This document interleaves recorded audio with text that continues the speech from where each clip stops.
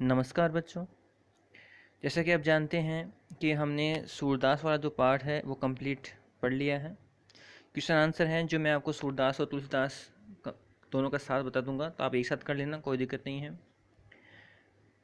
कवि परिचय है वो आपको हर पार्ट का करना है, मैंने बताया था आपको किस तरह से करना है।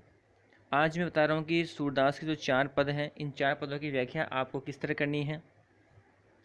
गद्य हो या पद्य, दोनों में किसी व्याख्या करते हैं तो 4 जो मुख्य बिंदु हैं उनके आधार पर करते हैं, जिसमें से पहला जो बिंदु आता है वो संदर्भ होता है, दूसरा प्रसंग होता है, फिर व्याख्या करनी होती है, फिर विशेष लिखना होता है।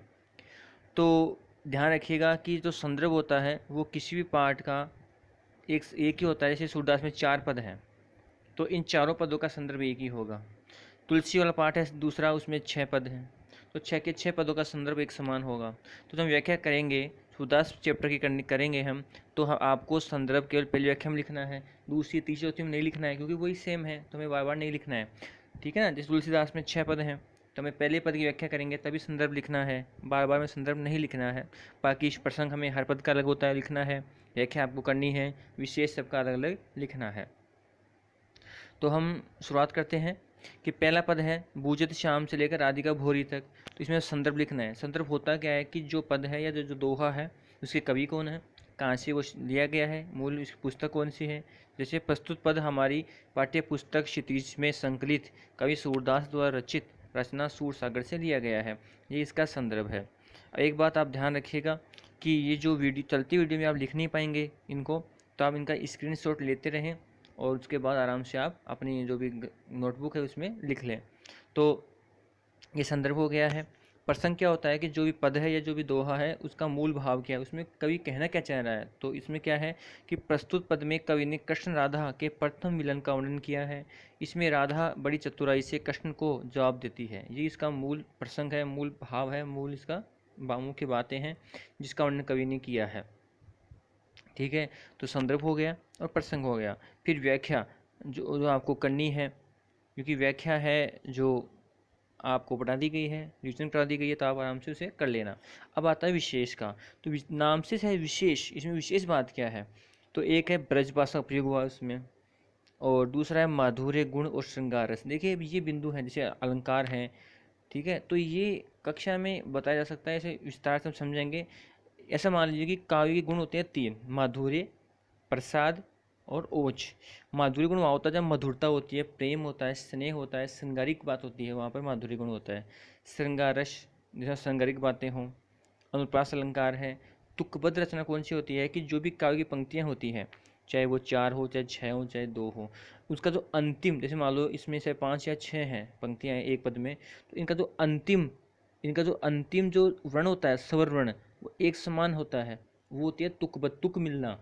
तो आप देखिएगा सबका अंतिम जो वर्ण है वो एक समान मिलेगा आपको। इसी में किशोर रह है, किशोर, तो आप देखना इस पूरे पद में दूसरे में 5 छठी जो 6 की 6 पंक्तियाँ हैं सब में यही जो ध्वनि है और शोर, यही आपको देखने को मिलेगी जैसे कि पहले में है। तो ये तुकबद्ध रचना है। और फिर आता है कि उसकी एक विशेष पंक्ति लिखनी होती है उस पद की। जो प्रस्तुत पद में कवि ने राधा कृष्ण के संवाद को प्रस्तुत किया है, ये एक मुख्य पंक्ति भी आपको विशेष में लिखनी है। तो ये आपका हो गया है पहले की व्याख्या। तो इसका भी स्क्रीनशॉट ले लें, फिर आराम से आप लिख लेना। फिर आगे चलते हैं, दूसरी व्याख्या है। तो देखिए दूसरी व्याख्या जो है ये मधुकर श्याम से लेकर नवल किशोर है। संदर्भ आपको लिखना नहीं है, आपने लिख लिया है। प्रसंग आपको ये लिखना है। प्रस्तुत पद में गोपियाँ उद्धव को कह रही हैं कि कृष्ण ने हमारे मन को चुरा लिया है, जिसके कारण हमें विरह वेदना भोगनी पड़ रही है। ये इसका प्रसंग मूल बात होगी इसमें। अब मैंने पहला दूसरा तीसरा ये बिंदु लगाए हैं, लिखा नहीं है। ये क्यों नहीं लिखा है, क्योंकि जो पहली व्याख्या थी अपने, जिसमें ये तीनों बिंदु थे, पहला दूसरा तीसरा, यही आपको रिपीट करना है। वही ब्रजभाषा है, माधुर्य गुण श्रृंगार रस है, अनुपास अलंकार और तुकबद्ध रचना है। इन्हीं तीनों बिंदु को आपको रिपीट करना है, लेकिन मैंने नहीं लिखा है, आपको ऐसे लिखना है हर व्याख्या में जो भी है। और जो चौथा बिंदु है विशेष पंक्ति की, वो मैंने यहाँ पर लिख दी है कि प्रस्तुत पद में कवि सूरदास ने गोपियों की वेदना को प्रस्तुत किया है।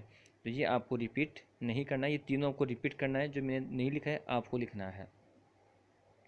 अब चलते हैं हम तीसरी व्याख्या में। तीसरी आती है संदेशनी से लेकर कपाट आर्य तक। तो वही संदर्भ आपको लिखना नहीं है, प्रसंग आपको लिखना है। प्रस्तुत पद में गोपियाँ कृष्ण के पास मथुरा भेजे गए संदेशों के प्रति संदेह प्रकट कर रही हैं। ठीक है, और ये हो गया इसका प्रसंग हो गया है। अब आती है व्याख्या, फिर आप कर लेंगे। फिर आता है विशेष। विशेष में पहला और दूसरा बिंदु हमें सेम करना है, जैसे हमने पहली व्याख्या में लिखा था। तीसरे में अनुप्रास और तुकबद्ध रचना लिखनी है, रूपक अलंकार भी लिखना है।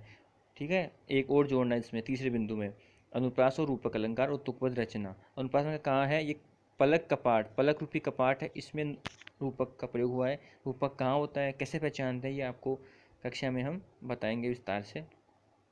और जो विशेष पंक्ति है वो आपको ये लिखनी है कि प्रस्तुत पद में गोपियों का कृष्ण के प्रति अटूट प्रेम व्यक्त हुआ है।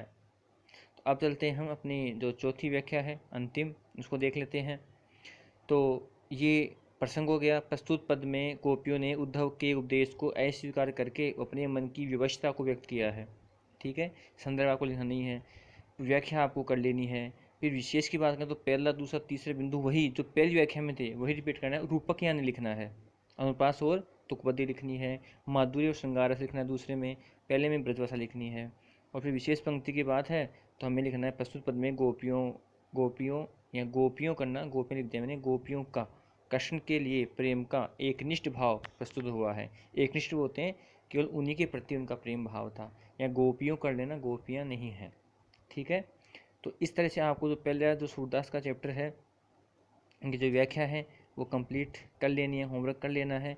और जो इसके क्वेश्चन आंसर हैं वो तुलसी के साथ मैं इसका बता दूंगा, तो वो दोनों का एक साथ भी कर लेना, कोई दिक्कत नहीं है। लेकिन कवि परिचय व्याख्या कंप्लीट होनी चाहिए पहले पार्ट की, फिर दूसरे का आपको परिचय कर लेना है। ठीक है, और फिर व्याख्या कर लेना इनकी, जो मैं आपको 6 होने के बाद इस तरह से आपको बता दूंगा, जिनको आप लिख लेना।